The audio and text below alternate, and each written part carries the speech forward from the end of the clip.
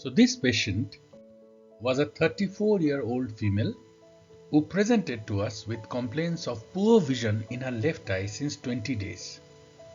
She had no history of trauma, diabetes or blood pressure. On examination, her right eye was normal with 20/20 vision. In left eye, her vision was 20 by 200.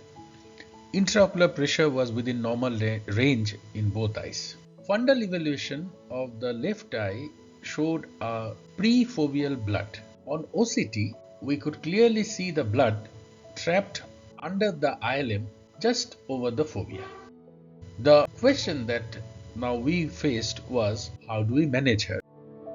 The first option obviously was that we wait and watch, we don't do anything and hope that the blood resolves on its own.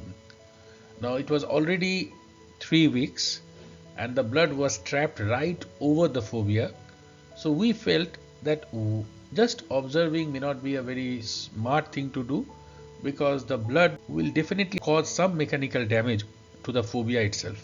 The second option was to inject some anti-VEGF and hope that the blood will go away with the injection. But then there were two things. One, the blood was not really a small dot of blood, but a significant amount of blood, and more importantly, the blood appeared to be trapped under the internal limiting membrane. So we felt that if we try an injection, the blood will probably not resolve nicely. So we decided that we'll try an operation, a vitrectomy, to remove that blood from the front of the fovea. So the vitrectomy, just the normal traditional vitrectomy, we make 3 ports. We went in and removed the central vitreous. Once the central vitreous was removed, we stained the posterior hyaloid with triamcinolone acetonide and then gently induced a posterior vitreous detachment with a cutter in the suction mode. This step, as we all know, always has to be done very carefully, because the last thing we want is to induce a retinal tear and give the patient a gift of retinal detachment and poor vision. So once the hyaloid had been removed, we could clearly see that the blood would not budge because it was sub-ILM. So we stained the ILM with brilliant blue dye and proceeded to do a gentle ILM peeling.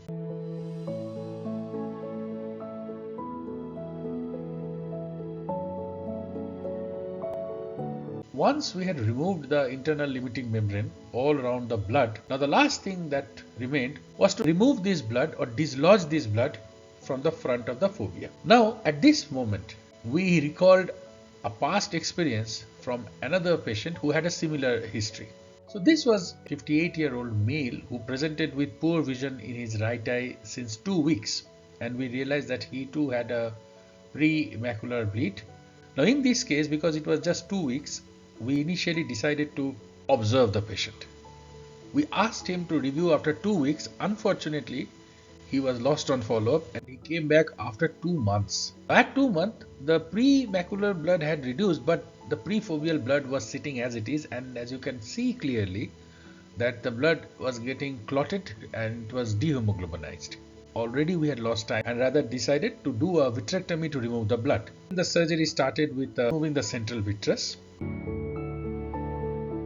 After removing the central vitreous, we stained the hyaloid with triamcinolone and gently induced a posterior hyaloid separation.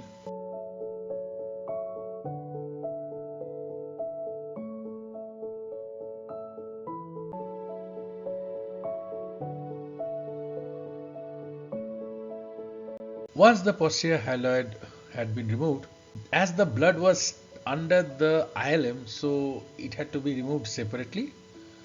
So for that, after inducing PVD, we had to do an ILM peeling too before we could dislodge the blood. Here you can see the PVD induction is completed. The ILM has been stained with brilliant blue dye, and now with an ILM forceps, we proceeded to do a gentle ILM peel so that we could reach the blood under the ILM.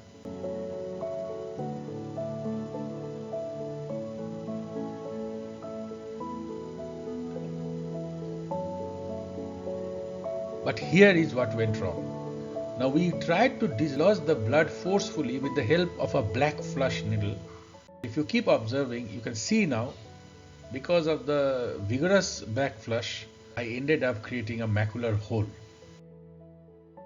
The patient came back after 15 days. We can see clearly that it was an open macular hole, and patient was not at all happy because he felt his vision had gone down. This time I was very careful. I realized that if I try to dislodge the blood vigorously, I will end up creating another macular hole in this patient too. So we just gently tried to remove as much blood that would easily come out. Then we just fill the vitreous cavity with air. After 2 weeks, the patient came back. She was doing well, and the subfoveal blood had been dislodged. The vision has also improved dramatically. So in today's case, we discussed an interesting patient of prefoveal blood and how it was managed successfully with surgery. And we have also shown the possible risks associated with the surgery. Thank you.